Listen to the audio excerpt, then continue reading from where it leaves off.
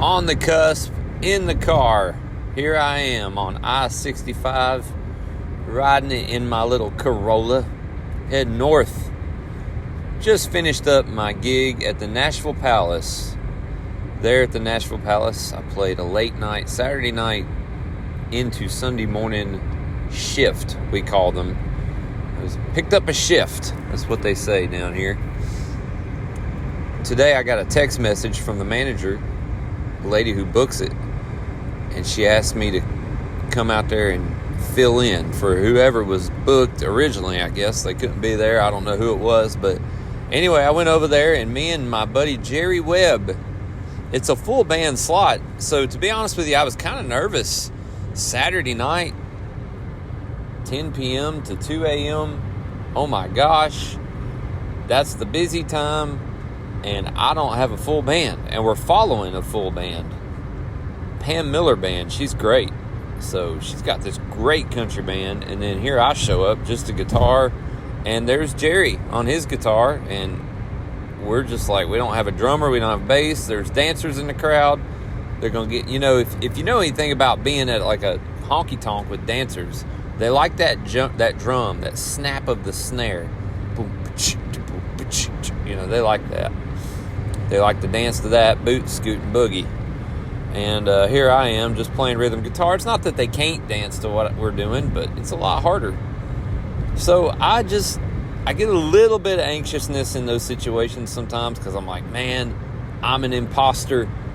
I'm the wrong guy. Why did I say yes to this? Oh, and some people would hear this and think, are you crazy? Are you kidding me? That's what you do. You're all the time playing gigs. But not every gig is the same. And expectations of audiences are different. So I just go into these situations and I'm like, I just going to have to fill it out. And it always happens the same way. You get in, you get up, you start playing, and people have a good time. And so that's what happened tonight. It actually became kind of a slow night. Maybe that's our fault, but the bartender mentioned to me that it's always a slow night after 1 a.m. So he cut us loose. Either we sucked really bad or he wanted to go home. Or both. But anyway, I got to go home now. So that's what I'm doing. On the ridge going up to Portland, Tennessee, which means I have time to do a podcast episode. It's been a while. And man, have I been all over the country. I haven't counted the miles. But if you followed the pod, you know that I was in New Jersey about 6 weeks ago.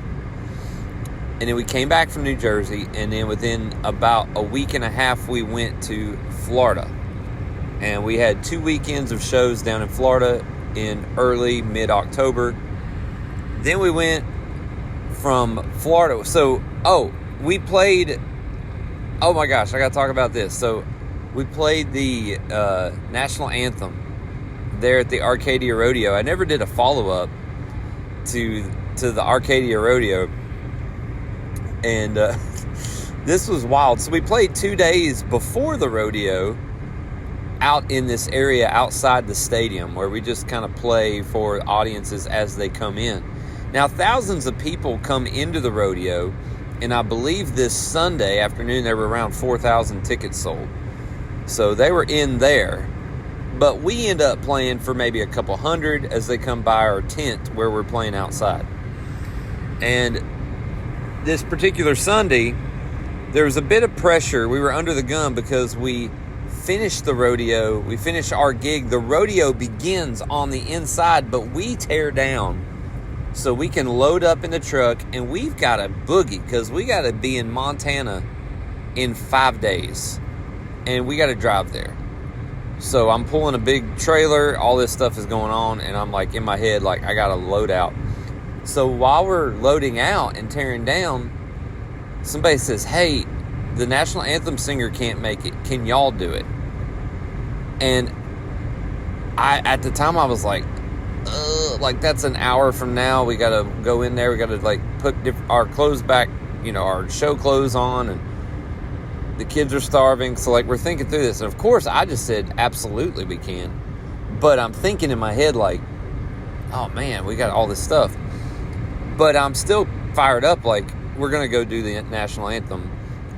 And I'm thinking like 90% of me is doing this for my country, okay?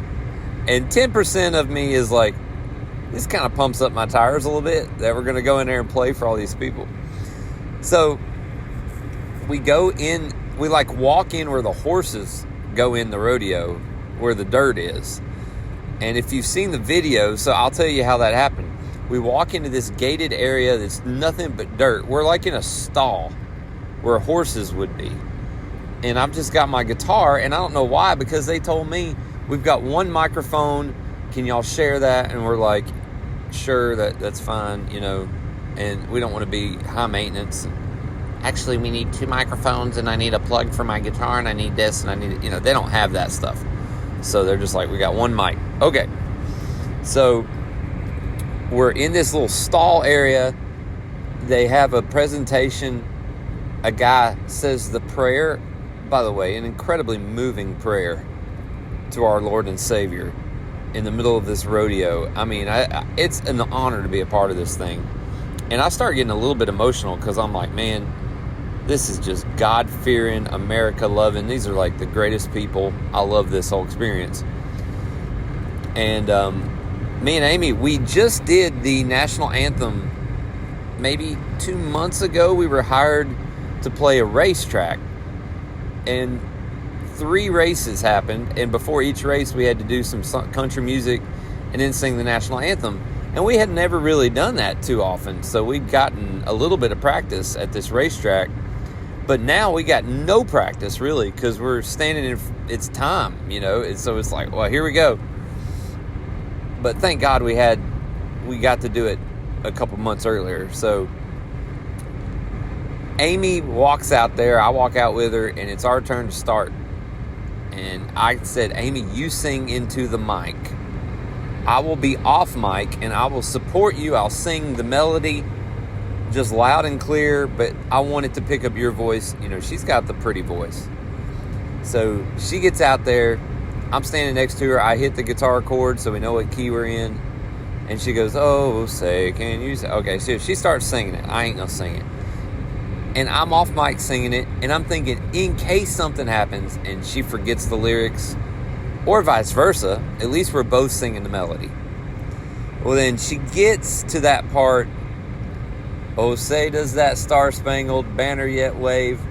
At that part, I mean, dude, like, I'm fired up right now. Like, I feel the energy of this moment.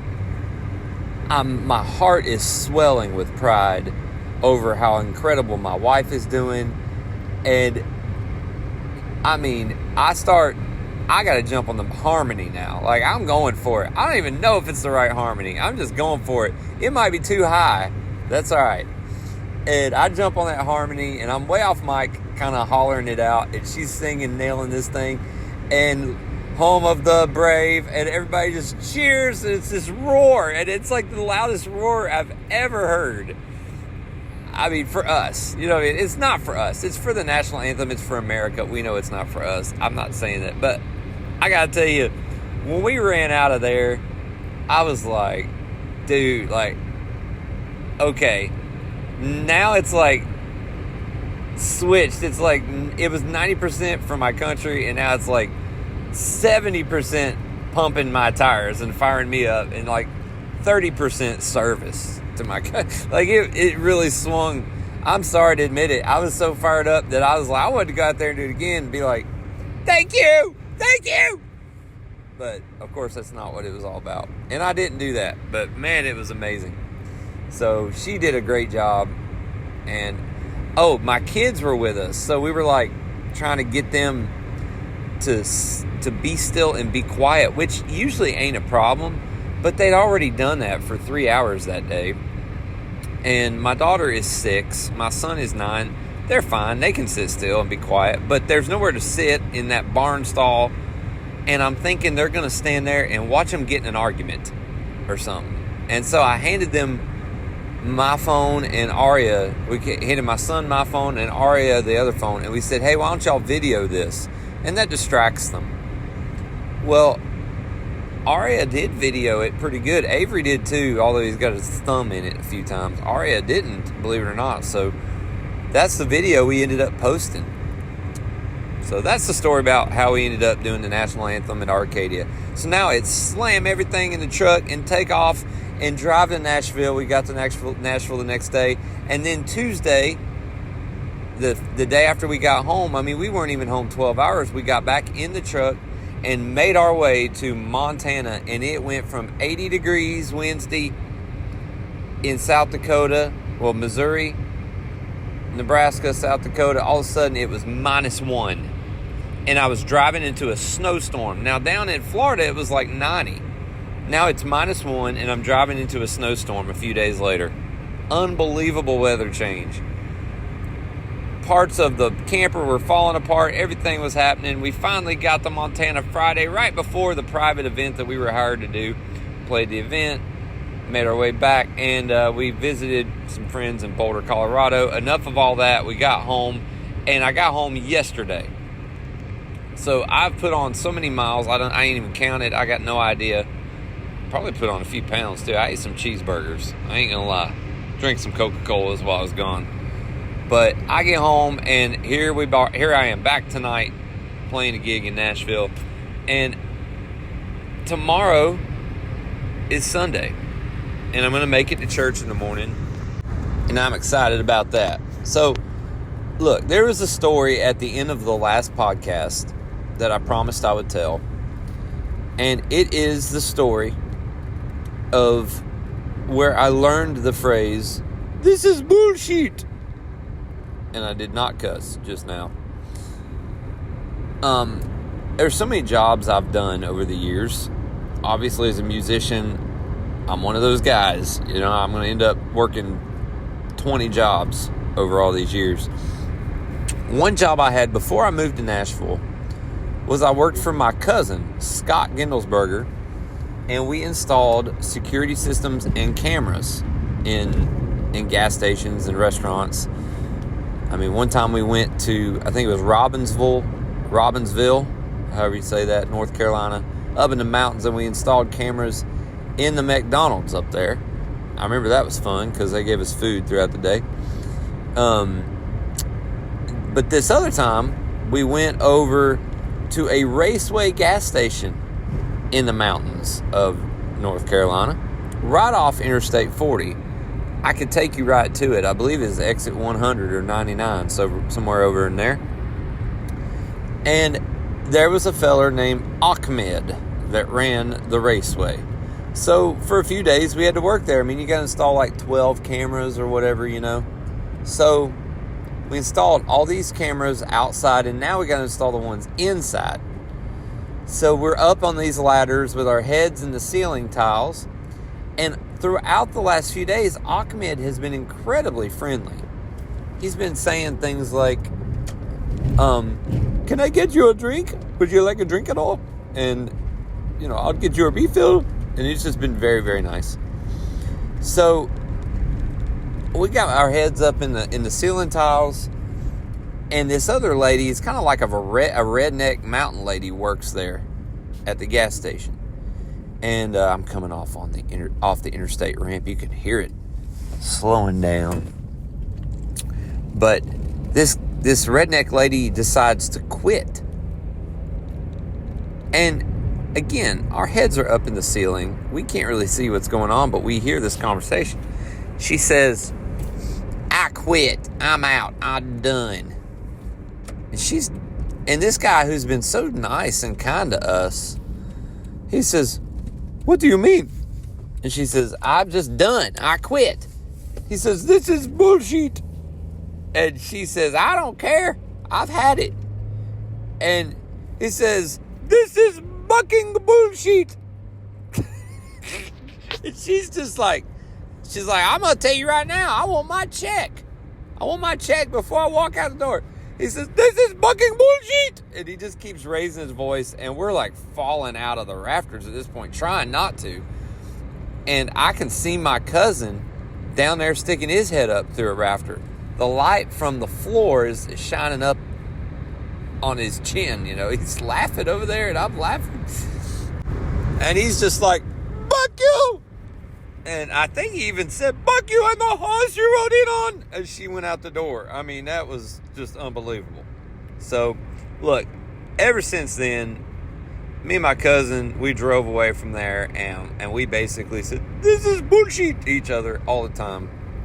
And it became a story that I would tell to people. Because, see, I grew up in a home. I got to tell y'all, I grew up in this very conservative, fundamental, Baptist, independent, King James, Bible-believing home. And my mama wouldn't let us say crap. And I mean literally the word crap. If we said dang or darn, she didn't like it too much. I think we did say it from time to time. But she was a very strict person on the words we say. We were not allowed to. If we cussed at all, oh my gosh, that was it. So that just did not happen in our home growing up. So there were a few loopholes I discovered. I figured out I could tell the Hoover Dam jokes, like, yeah, I went to Hoover Dam and took the dam pictures and the dam tour, and the damn tour guide was hilarious at Hoover Dam. I'll tell you what, the only problem is you spend all that, damn money there, or the damn gift shop is just, oh my gosh, blah, blah, you get it. So I started to tell him jokes when I was about 15 or 16, because I always like to push right up on the edge and maybe even cross the line just a bit for the sake of humor. And that kind of set me up for my songwriting, which some of my attempts at comedy songs, that's what they're about. So I actually wrote a song called Bullshit that I'm very proud of, and I've only played it out once or twice, and one time I played it out and I was told that it was racist, and I put this podcast, this is out now, so I guess if it's racist, I'll pay attention to the fan mail that I don't get. We'll find out. We'll find out if I matter at all in the universe. If I can put out something racist and nobody cares, then we know I don't really matter. So, because if it's racist, then they'll sniff it out if I've got any influence at all. But I appreciate y'all listening to this. This is going to be a short one tonight. Just drove a lot of miles. I wanted to get back on here and tell the story I promised I would about Ahmed. And what are we on the cusp of? This is the name of this podcast. I'm on the cusp of a bunch of gigs in Nashville, and 2 weeks from now, I'm going to be doing a Branson on the Road show without the leader and the producer of the show, Debbie Horton. She is not going to be able to make it, so she has hired me and Jerry Webb and Nick Bryant to head to Effingham, Illinois to do her show. And we're doing the Branson show. I ain't never been to Branson, except one time we drove through it and I ate Chick-fil-A. But I've never seen a show in Branson. But I'm going to go do a Branson on the Road show. So I'm excited about it. Thank you, Debbie, for the opportunity. And thank y'all for listening to this episode of On the Cusp.